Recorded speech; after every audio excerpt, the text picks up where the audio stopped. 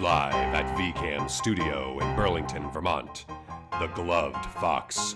In tonight's episode, The Magic of Mr. Moonlight.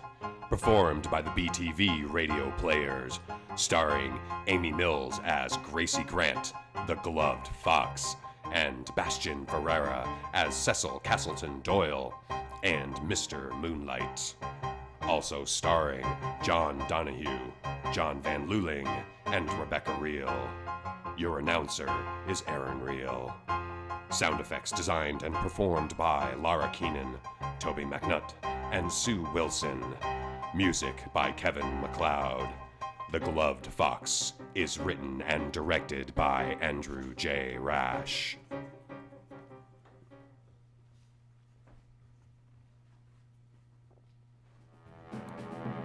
Trained in the arts of combat and illusion by the mystic monks of Pawa Marpa, socialite Gracie Grant tackles Midnight City's criminal element as a costumed crusader of justice.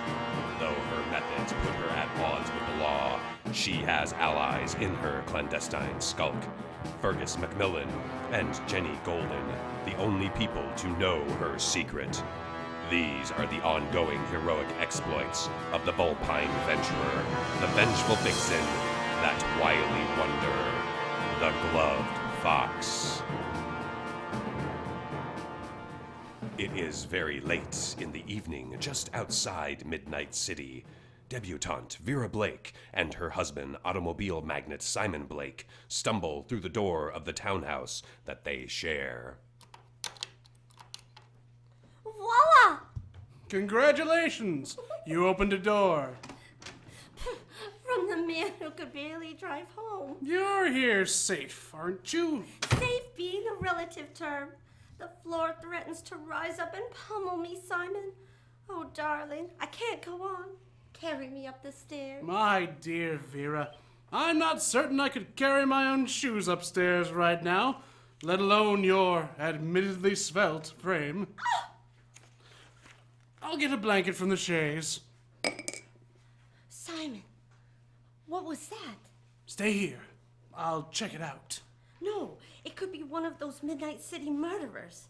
I'm going with you. It's a miracle she walks again. Now's no time to be cheeky, darling. There's villainy afoot. All right. Come on. Just be quiet about it. The library door. My statuettes. Oh, I've only some of them, my good man. Would that I had the upper body strength necessary to haul away more than a handful of these priceless grotesqueries. A masked man! Robbing us blind! Do you, sir, know who I am? But of course, Mr. Blake. Why else would I be here? Happenstance? If you weren't so prideful of your vulgar art collection, it wouldn't have attracted the attention of someone like me. How dare you? I'm calling the police. That leaves just the two of us, my good man. Now that you've sobered up some, perhaps we can part ways peacefully. Believe me, I wish you no harm. Oh, I'm sobered, all right. You invade the sanctity of our home, disrupt any sense of security we may have for ourselves and our belongings. Well, good then. No hard feelings. And there's my ride. I'd stay longer to chat, but I'd hate to keep her waiting. You know how it goes. You're not going anywhere. Now, Blake, don't do anything that we'll both regret. I am completely within my rights, burglar. Ah, that word sounds so ugly dripping from your lips. Please call me Mr. Moonlight. A squad car's on its way. Simon, what are you doing? Defending us, darling. You can't shoot him. I'm not convinced we're safe yet, Vera. The cops don't need to know any different. Apparently I'm not the only one who sees himself above the law. You disappoint me, Simon. What a cool world we live in. I will not miss it. Go ahead if you can stomach it. Shoot me. With great pleasure. Simon, no! Ow! That hurt a little more than I thought it would. Thought I chipped a tooth with that one. He caught the bullet in his teeth. Yes. Now, if you don't mind, the cops will catch me if I tarry much longer. Nice shot, Simon. What? What just happened? And now, Alakazam!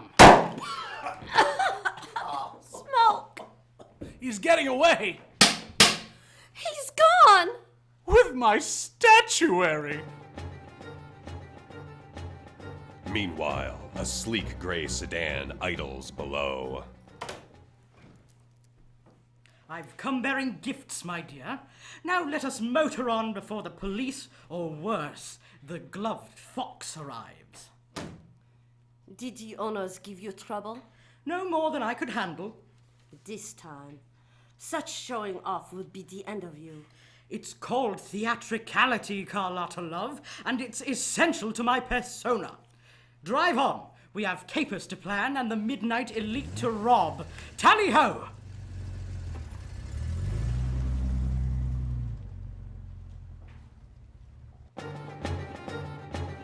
The gloved fox will return in a moment. And now, a word from our sponsor.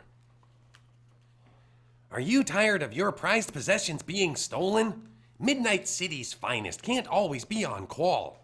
When the police are away, the criminals will have their way. Don't let your prized phonograph walk away in the night. Lock it up with the best. A Raptor brand lock and chain set. Raptor's locks and chains are indistractable.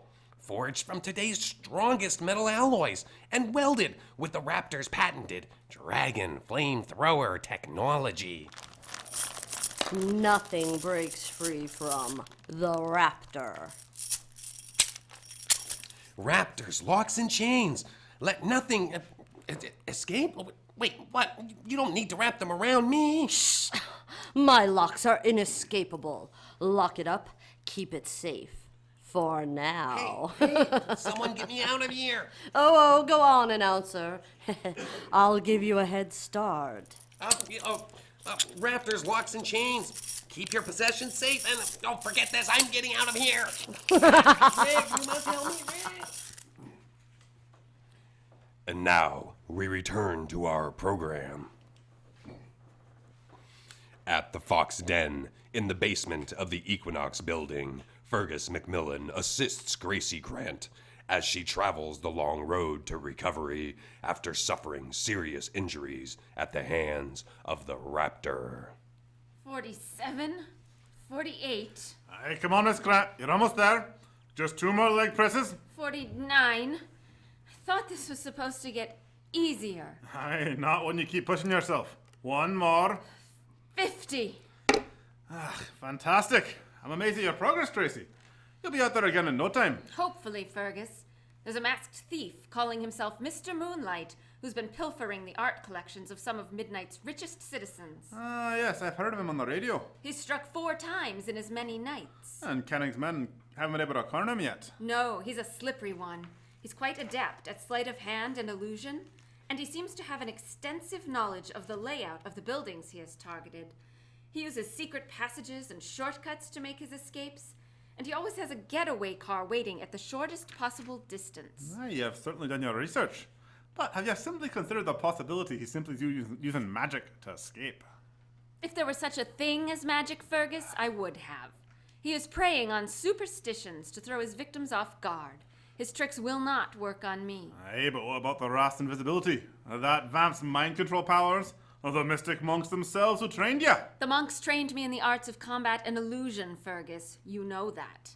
Ms. Bara and Mr. Garuda had mastered powerful hypnotic techniques that may or may not have been enhanced by genetic mutation. Just because I cannot explain it doesn't mean it's magic. Aye, that's all very logical sounding, Miss Gracie. But I think you're limiting your perceptions. There's more things in heaven and earth. Spare me the pocket Shakespeare and hand me one of those dumbbells. I hear. Now, don't be overexerting yourself. You have an engagement this evening. You should remain fresh for. And what engagement would this be? You remember the charity fundraiser at the Umbra Club? 5, That mission your friend Miss Wolf works for. 6. I don't remember making those plans. Well, that's because you didn't. You have other duties, beyond crime fighting. Just because you're not quite ready for one doesn't mean you cannot perform the other. I suppose Gracie Grant's been laid up from a skiing accident for long enough. And it will be nice to see how Cora's been doing. Perhaps I can use this opportunity to formulate who among the well-to-do guests assembled might be Moonlight's next target. 7. I knew you'd come around. Now, Mr. Crane, he'll be picking you up at 7. What? In a darkened back room of Midnight City's popular club Umbra, owner and playboy Cecil Castleton Doyle and manager Carlotta Lilienthal confer with their troubled associate, the so-called psychic detective, Richard Rose. You must stop these crimes, Cecil. Something terrible is going to happen. You sound like little Miss Lilienthal here, Richard. Paranoid, the both of you. With my abilities, I can keep this city spinning on its ear for years. Tonight, I even performed the bullet catch in an uncontrolled setting.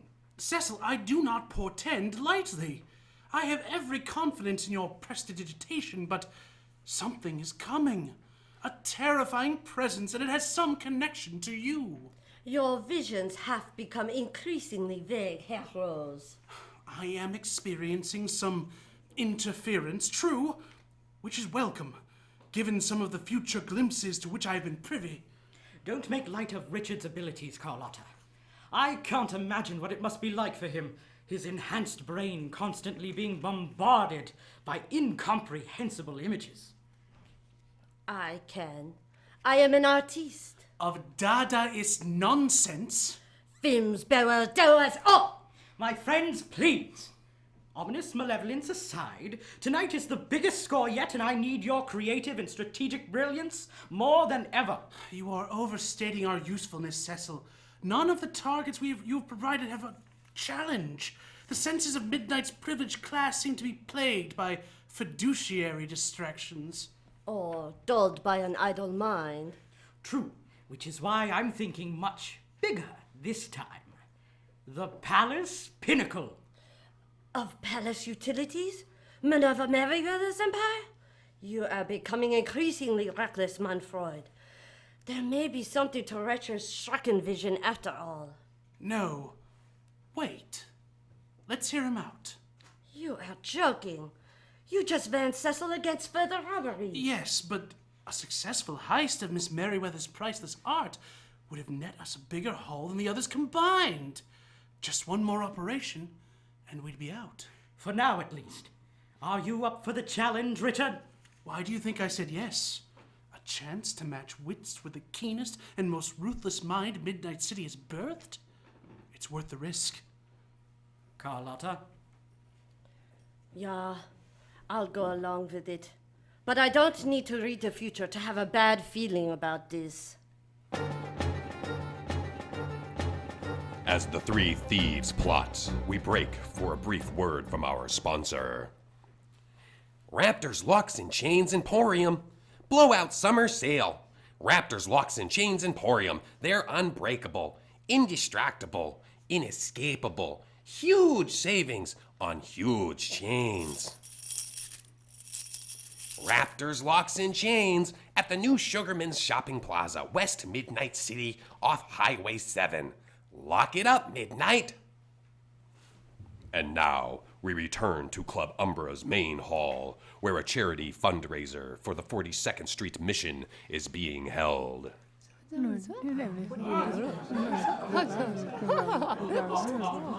gotta say, Miss Gracie, I was surprised when your man called me to make this date. I haven't heard from you in months. I called you, but that Scott kept pushing me off. I thought you were dodging me. I'm sorry, Lee. It's been a crazy quarter. You know what it's like when you're swamped with work. I do.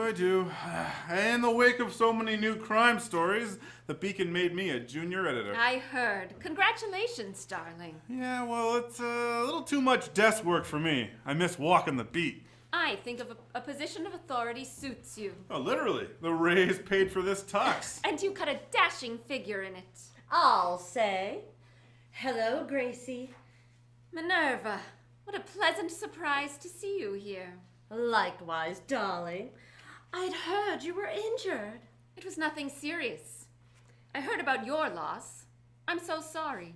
Well, My Valentine. He was loyal to a fault.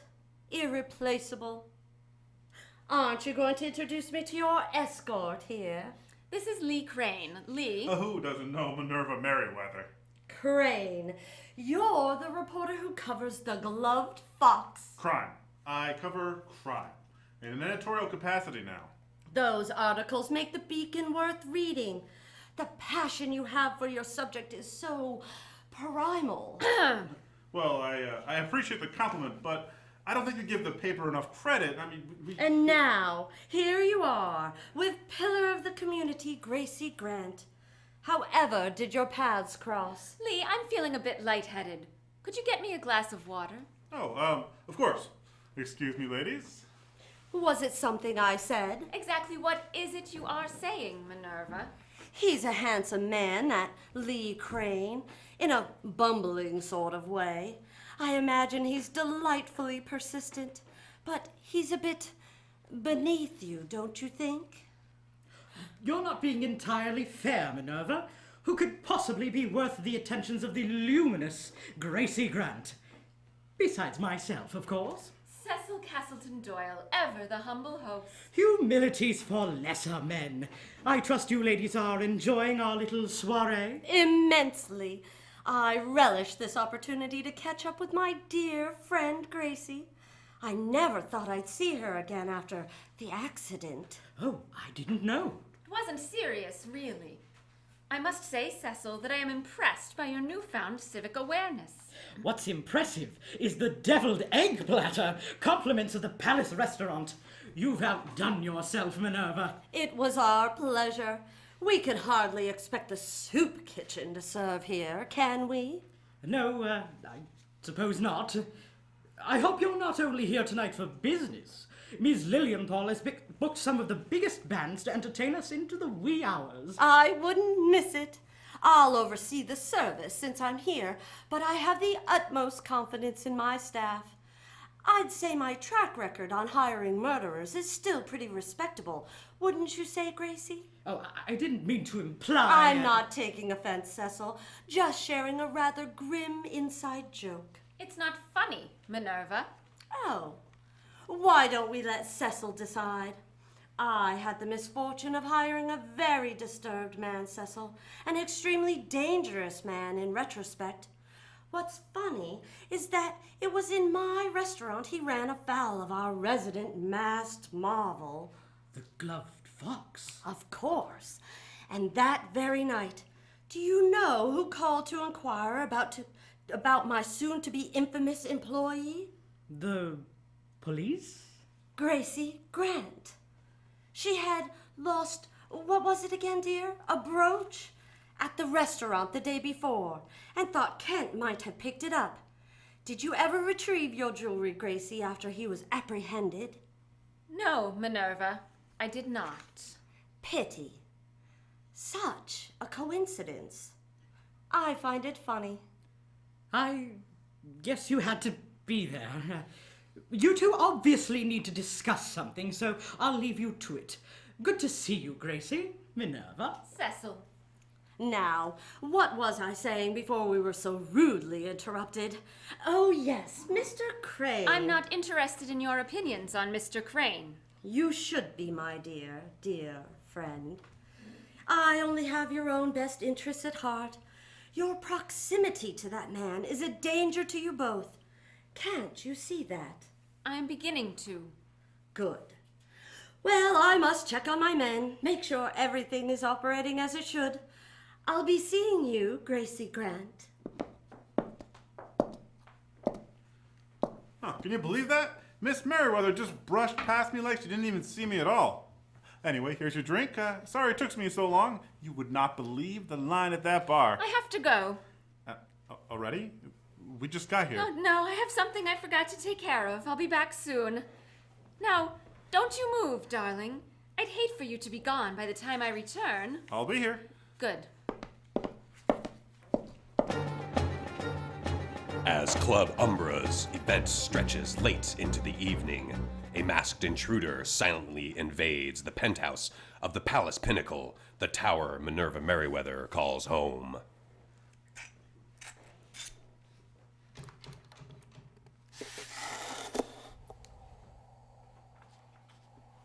fascinating. Richard was right. Once the wall was scaled, this particular window was a cinch to enter without triggering Minerva's alarms. Are you in the habit of speaking to yourself often, Mr. Moonlight, is it? The gloved fox! I see Miss Merriweather spared no expense for security. Listen to me. Leave this place now, and I will not apprehend you. Oh, I can't believe that.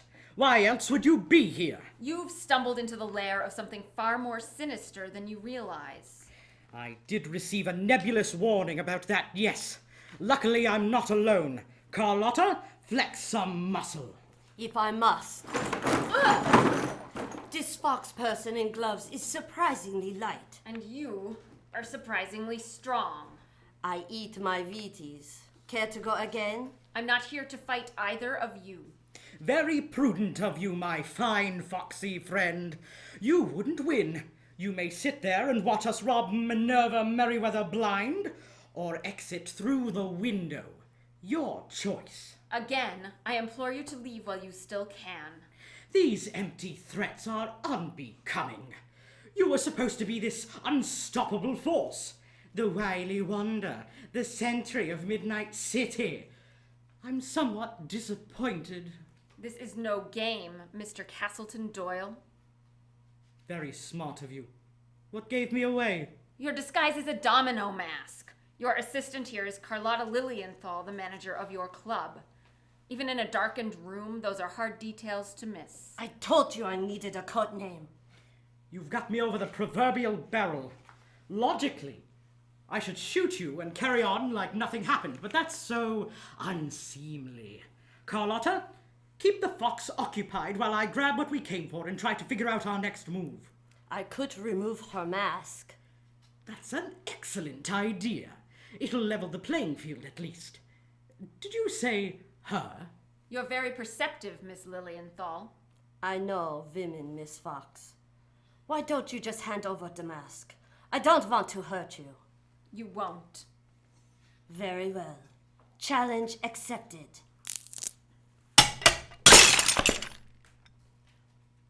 Well, well, well. What do we have here? Thieves? 2 of them? Well played. I know when we're outmatched. Carlotta, perhaps it's time to bid a hasty retreat. If you say so. To be continued, Glove Fox.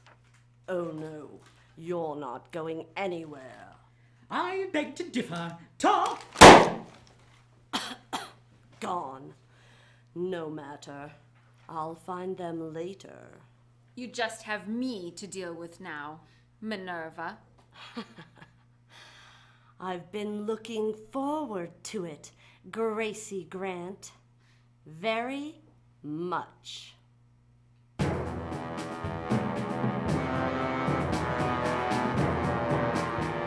Music appearing in this program: Villainous Treachery, copyright 2010, Vortex, copyright 2005, and Plans in Motion, copyright 2008, all composed by Kevin MacLeod. This has been a BTV Radio Theater production. The views and opinions expressed in this program are those of the producers and or the persons appearing on the program and do not necessarily reflect the views and opinions of Vermont Community Access Media. All the characters and places named are fictitious. Any similarities to persons living or dead is purely coincidental. The Gloved Fox returns in Revenge of the Raptor.